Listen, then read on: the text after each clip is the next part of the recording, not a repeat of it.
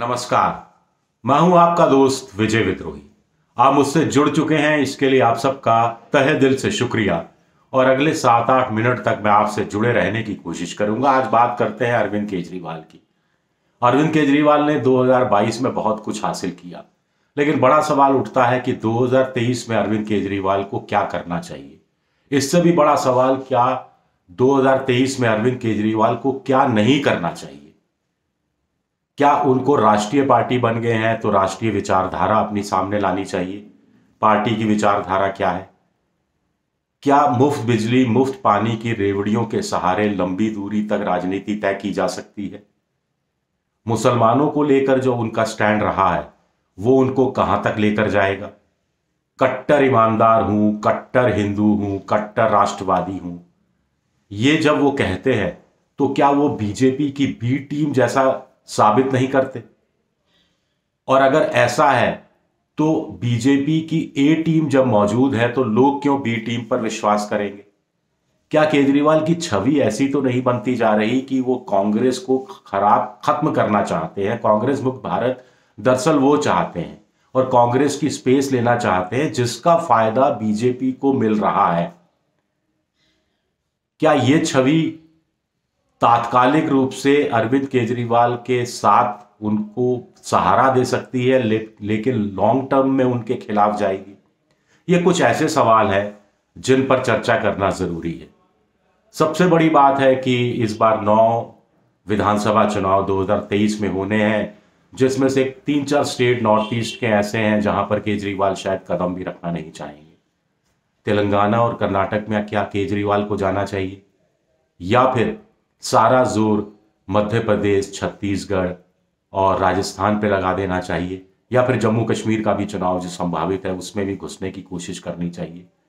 अभी तक स्थिति यह है कि जिन राज्यों में चुनाव हो रहा है उनमें सिर्फ मध्य प्रदेश ऐसा है जिसमें 17 कॉरपोरेटर, मात्र 17 कॉरपोरेटर उनके हैं, केजरीवाल की पार्टी के, और एक उनका मेयर भी है।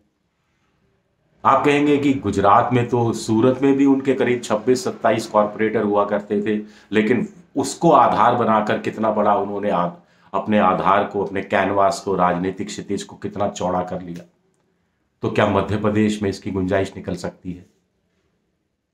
क्या केजरीवाल को लगता है कि जहां जहां बीजेपी और कांग्रेस के बीच टसल है, जहां दोनों पार्टियों के बीच में खेमेबाजी, धड़ेबाजी है, जहां जिन जिन राज्यों में इन दोनों पार्टियों को वोट दे देकर जनता ऊब गई है, क्या उस ऊब का फायदा उठाया जा सकता है। और उसके लिए एक स्ट्रेटेजी जिसको वो अपनाते रहे हैं कि हिंदुत्व का सहारा लो, राष्ट्रवाद का सहारा लो, ईमानदारी का सहारा लो और कांग्रेस पर पहले चोट करो, कांग्रेस को तीसरे नंबर पर धकेलो और फिर बीजेपी से मुकाबला करो। यही स्ट्रेटेजी बीजेपी भी उन राज्यों में अपनाती रही है, जैसे तेलंगाना हुआ, कुछ और राज्य हुए, पश्चिम बंगाल भी हुआ, कि कांग्रेस को तीसरे नंबर पर धकेलो। उड़ीसा भी हुआ, कांग्रेस को तीसरे नंबर पर धकेलो, दूसरे नंबर पर आओ और फिर पहले नंबर यानी सत्ता पर काबिज होने की कोशिश करो।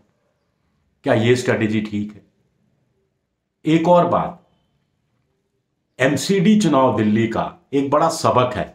हालांकि कांग्रेस तीसरे नंबर पर रही, हालांकि बीजेपी को पीट दिया, 10 साल की 12 साल की उनकी सत्ता खत्म कर दी और केजरीवाल एमसीडी पर काबिज हो गए, लेकिन जिस ढंग से मुसलमानों ने कांग्रेस का साथ दिया वो लॉन्ग टर्म के लिए एक खतरे की घंटी केजरीवाल के लिए हो सकती है।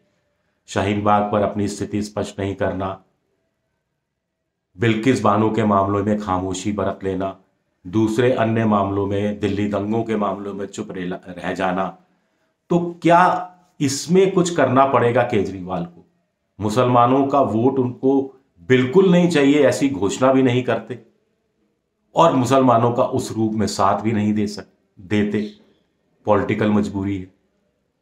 एक और बात, केजरीवाल की पार्टी यानी अकेली केजरीवाल की पार्टी, आम आदमी पार्टी नहीं है, केजरीवाल की पार्टी है, एक ही व्यक्ति से चलती है और दिल्ली मॉडल के सहारे, अब उसमें पंजाब मॉडल भी घुस गया है। हालांकि पंजाब मॉडल उस रूप में उतना सफल नहीं दिख रहा, अभी तक की स्थितियां जो बता रही हैं उसके आधार पर चलती है।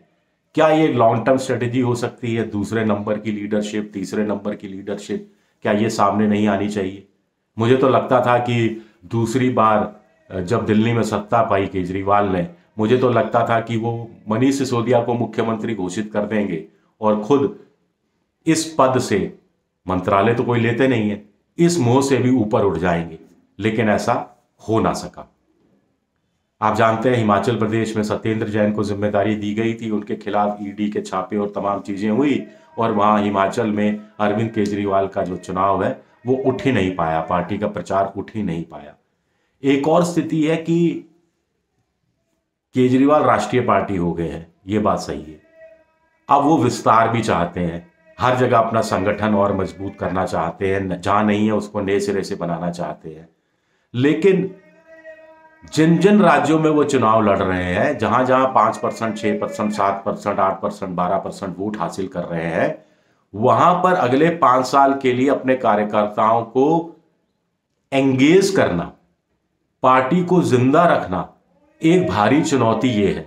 और क्या इसका वो निर्वाह कर पाएंगे? पंजाब में उन्होंने सफलतापूर्वक किया, इसलिए भी किया क्योंकि वो पहली बार चुनाव जब लड़े विधानसभा को, तभी वो दूसरे नंबर पे आ गए थे और नेता प्रतिपक्ष भी उन्हीं का हो गया था। इसीलिए उनको अगले 5 साल तक पंजाब में खुद के कार्यकर्ताओं को आगे लाने की, कल्टीवेट करने की, वहां सक्रिय रहने की जरूरत महसूस हुई, और इसका फायदा पंजाब के विधानसभा चुनाव में मिला, जहां 117 में से 92 सीटें उन्होंने हासिल कर ली। गुजरात में ऐसा हो पाएगा? उस गुजरात में जहां उनके कुछ विधायक जो जीत कर आए थे, उनमें से कुछ ने कहा कि वो बीजेपी में जाना चाह रहे हैं, जहां चुनाव प्रचार के दौरान ही एक आध नेता, जो बड़े नेता वो तोड़ कर लाए थे कांग्रेस से, वो वापस कांग्रेस में चले गए थे। तो ये कुछ परिस्थितियां हैं, ये कुछ चीजें हैं जिसके केजरीवाल को 2023 में अगर वो बच पाए, तो फिर 2024 में वो क्या अपना जो राष्ट्रीय राजनीति में छा जाने का और मोदी को चुनौती देने का मंसूबा है, उसमें वो कामयाब हो पाएंगे। मुझे लगता है कि तेलंगाना में भी वो केसीआर को तंग नहीं करना चाहेंगे, एक उनको भी अपना साथ रखना चाहेंगे इस रूप में कि आगे उनका कहीं साथ मिल जाए, क्योंकि केसीआर गैर बीजेपी, गैर कांग्रेस की बात करते रहे हैं। कर्नाटक में उनके लिए बहुत कुछ है नहीं करने के लिए। बेंगलोर में उन्होंने, आम आदमी पार्टी जब अपने चरम पर थी, तो कुछ बड़े इंटेलेक्चुअल्स, बुद्धिजीवी, कुछ समाज सेवियों को अपने साथ लिया था, लेकिन वो भी, उनका भी मोहभंग हो गया, वो भी छोड़कर चले गए। और इसके बाद से जब से खांटी देसी राजनीति करने लगे हैं अरविंद केजरीवाल, तो ये खांटी देसी राजनीति, काउ बेल्ट यानी हिंदी बेल्ट जो है, राजस्थान, मध्य प्रदेश, छत्तीसगढ़, उत्तर प्रदेश, झारखंड, बिहार, पंजाब, हिमाचल प्रदेश, उत्तराखंड, हरियाणा, यहां पर ज्यादा उनके लिए मुफीद साबित हो सकती है। तो देखते हैं कि केजरीवाल के तरकश में कितने तीर हैं, और वो तीर चलते हैं तो कितना किस पार्टी को वो घायल कर पाते हैं। शुक्रिया। मेरा वीडियो अगर पसंद आए तो सब्सक्राइब कीजिए, शेयर कीजिए, दोस्तों के बीच इसे भेजिए, और मेरा ट्विटर हैंडल भी है @विद्रोही7। फेसबुक पर मेरा पेज है विजय विद्रोही पेज, इसमें आप मुझे फॉलो कर सकते हैं। और केजरीवाल की राजनीति पर आप क्या सोचते हैं? आपके सुझाव का मुझे बेसब्री से इंतजार रहेगा। मैं आपके, जो भी आप कहते हैं, मैं आपका सवाल का जवाब देने की, या अपनी राय जो आप मुझसे मांगते हैं वो देने की हमेशा कोशिश करता रहा हूं। ये एक तरफा संवाद नहीं, 2 तरफा संवाद होना चाहिए, हम दो मिलकर बात करें। चलिए, शुक्रिया, बहुत बहुत शुक्रिया।